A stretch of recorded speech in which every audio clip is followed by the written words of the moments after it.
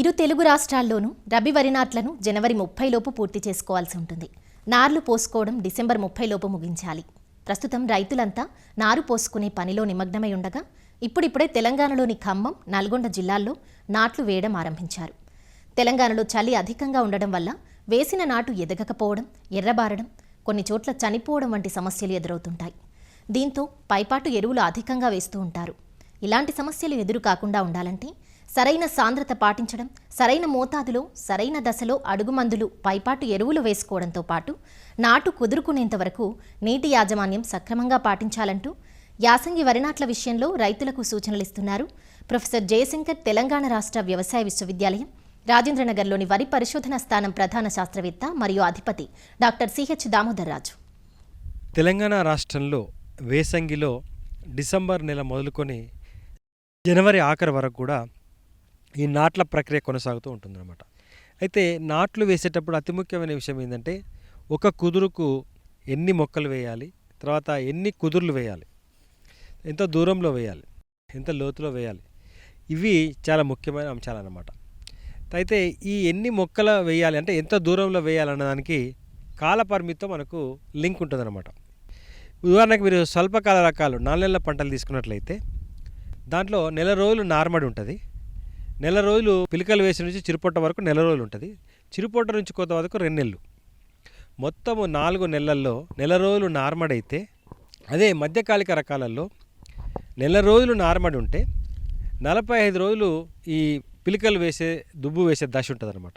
చిరుపొట్ట నుంచి కోత 2 నెలలు, ఇది అన్నిట్లో సమానంగానే ఉంటుంది.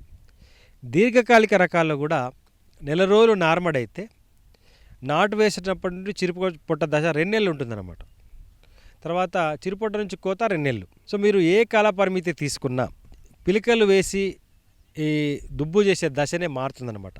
అయితే మనం వేసంగిలో అన్నీ కూడా స్వల్పకాల రకాలు వేస్తాము కాబట్టి నెల రోజులే పిలకలు వేసే దుబ్బు చేసే దశ ఉంటుంది కాబట్టి నాటు వేసే దూరము తక్కువగా ఉండాలన్నమాట. అంటే 10 x 15 సెంటీమీటర్లు, అంటే దాదాపు ఒక చదరపు మీటర్కు 60 నుంచి 66 కుదురులు వచ్చేలాగా వేసుకోవాలి. ఒక్కొక్క కుదురుకు 2-3 మొక్కలు వేసుకుంటే సరిపోతుంది. నాట్లు కూడా ఎక్కువ లోతు నాడకుండా పైపైన నాట్లు వేయాలి. నాట్లు వేసేటప్పుడు పల్సగా నీరు ఉండాలన్నమాట. అదే మధ్యకాలిక రకాలైతే 15 x 15 సెంటీమీటర్లు, ఒక చదరపు మీటర్కు 44 కుదురులు ఉండేలాగా చూసుకోవాలి. కుదురుకు 2 నుంచి 3 మొక్కలు, తర్వాత పైగా నాట్లు వేయడం. ఇక దీర్ఘకాలిక రకాలు మనం వేసంగిలో వేయము, ఖరీఫ్లో వేస్తాము. అది ఒక చదరపు మీటర్కు 33 మొక్కలు ఉండేలాగా చూసుకోవాలి. 20 x 15 సెంటీమీటర్ల దూరంలో ఒక కుదురుకు 2 నుంచి 3 మొక్కలకు మించి వేయకూడదు. పైన నాట్లు వేసుకోవాలి. తర్వాత నాట్లు వేసేటప్పుడు నీళ్లు పలచగా ఉండాలి. నాట్లు వేసిన తర్వాత నారు తిరిగే వరకు, మూన తిరగడం అంటారు, లేదంటే నారు కుదురుకోవడం అంటారు, ఈ అయ్యేంత వరకు మనం నీళ్లు ఒక 2 ఇంచుల వరకు పెట్టుకోవాలి. తర్వాత మళ్ళీ నీళ్లు ఒక 1 ఇంచ్ అంటే పలసగా నీళ్లు పెట్టుకుంటే మీకు పిలకలు బాగా వేసే అవకాశం ఉంటుంది. అసలే నీళ్లు లేకుంటే కలుపు వచ్చే అవకాశం ఉంటుంది. సో కలుపు రాకుండా మళ్ళా కింద అంకురం మునిగిపోకుండా, కింద అంకురం కనుక మునిగిపోతే పిలకలు రావన్నమాట. సో పిలకలు రావాలి, కలుపు రాకూడదు. అంటే 1 ఇంచు వరకు నీళ్లు మెయింటైన్ చేసినట్లయితే మీకు మంచి పిలకలు వచ్చే అవకాశం ఉంటుంది, కలుపు రాకుండా. ఇది మీరు వేసంగిలో స్వల్పకాలిక రకాలు నెల రోజులు, అంటే నాటు వేసినాక నెల రోజుల వరకు మెయింటైన్ చేయాలి. ఇది ఒక అతి ముఖ్యమైన వాటర్ మేనేజ్మెంట్ ఆస్పెక్ట్ అన్నమాట. తర్వాత ఇంకొకటి ఏంటంటే ఫర్టిలైజర్స్. ముఖ్యంగా మనము అడుగు మందుగా 1 ఎకరాకు సరిపోని భాస్వరం అందించే 1 బ్యాగ్ DAP సరిపోతుంది. లేదంటే 3 బ్యాగుల 3 బస్తాల 3 కట్టల సింగిల్ సూపర్ ఫాస్ఫేట్ వేసుకోవచ్చు. DAPలో నత్రజని ఉంటుంది, భాస్వరం ఉంటుంది అనమాట. 46% భాస్వరం ఉంటే కొంత బాగా నత్రజని కూడా ఉంటుంది. కాబట్టి DAP వేసుకుంటే మీకు భాస్వరం అడుగుమందుగా అందుతుంది, కానీ నత్రజని పూర్తిగా అందదు. కాబట్టి పూర్తి స్థాయిలో నత్రజని మొదట్లో అందాలంటే ఒక 33 కిలోల యూరియా నాట్లు వేసిన వెంటనే వేసుకోవాలి. తర్వాత పొటాష్ కూడా వేసుకునే అవకాశం ఉంది. ముఖ్యంగా వేసంగిలో 1 ఎకరానికి 10 నుంచి 12 కిలోల పొటాష్ వేసుకుంటే మంచి గింజ గట్టిపడి మొక్క గట్టితనం వచ్చే అవకాశం ఉంటుంది. అదే 2 సీజన్ల కలిపి అయితే 20 కిలోల పొటాష్ వేసుకుంటే సరిపోతుంది.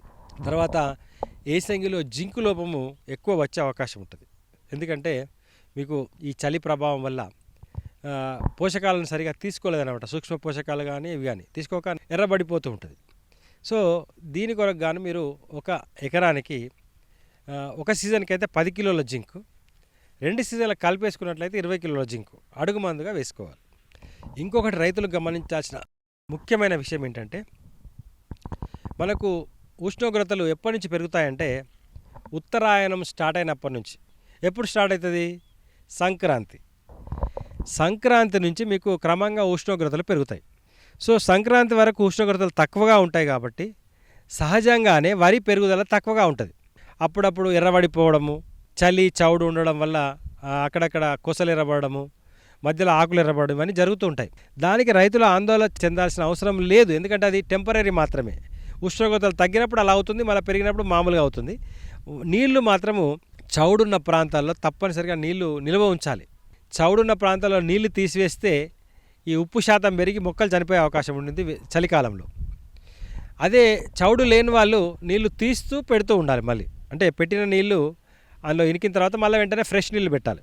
ఈ రకంగా చేసినట్లయితే మీరు వేసంగిలో నాట్లు వేసిన తర్వాత మొక్కలు చనిపోవడం కానీ పెరుగుదల లేకపోవడం కానీ ఉండదు.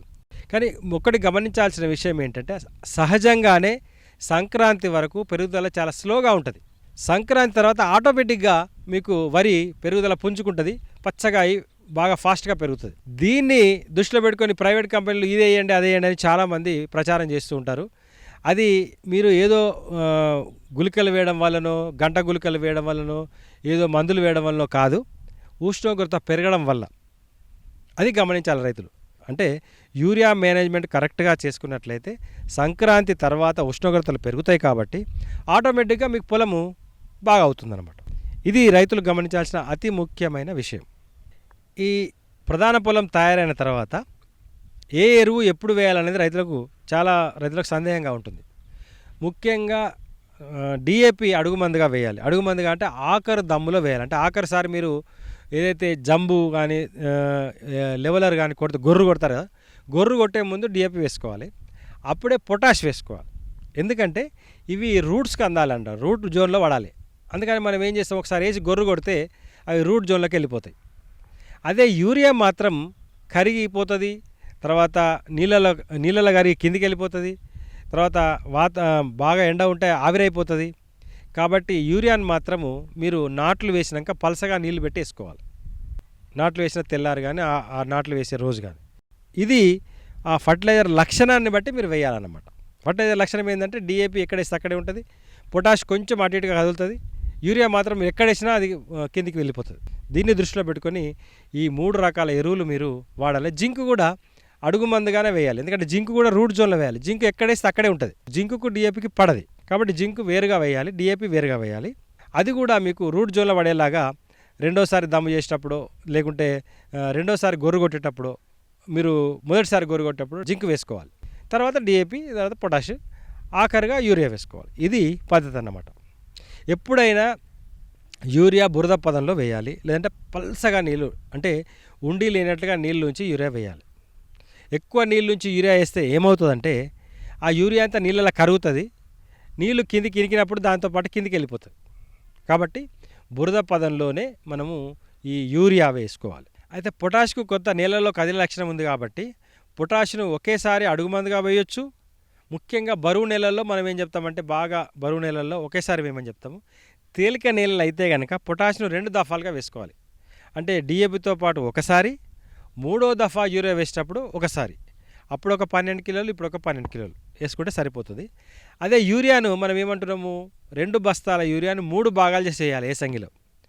మొదటి భాగము నాట్లేసిన వెంటనే 33 కిలోలు, రెండవ భాగము 15 రోజుల తర్వాత స్వల్పకాలిక రకాలకు, మధ్యకాలిక రకాలకు 20 రోజుల తర్వాత, 3వ దఫా మళ్ళీ 15 రోజుల తర్వాత స్వల్పకాలిక రకాలైతే, మళ్ళీ 20 రోజుల తర్వాత మధ్యకాలిక రకాలైతే. అంటే 3వ దఫా ఎరువులు ఏదైతే యూరియా వేస్తున్నామో అది చిరుపుట్ట దశలో వేయాలి.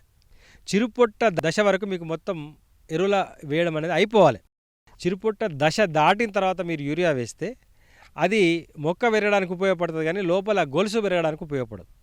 దానివల్ల ఏమవుతుంది, ఎక్కువ మొక్క పెరుగుతుంది కానీ గొలుసు చిన్నగా అవుతుంది, గొలుసు పెరగదు. అదే మీరు మొదలు వేస్తే మొక్క బాగా పెరిగి గొలుసు వచ్చే టైంలో మీకు గొలుసు బాగా ఇడిసే అవకాశం ఉంటుంది. అందుకే ఆలస్యంగా యూరియా వేయడం వల్ల ఆ నత్రజని ఎఫిషియన్సీ దాని యొక్క పనితనం తగ్గుతుంది. అందుకని చిరుపుట్ట దశలో వేసిన నత్రజని పనితనం బాగా ఉంటుంది. ఇది రైతులు గమనించాలి.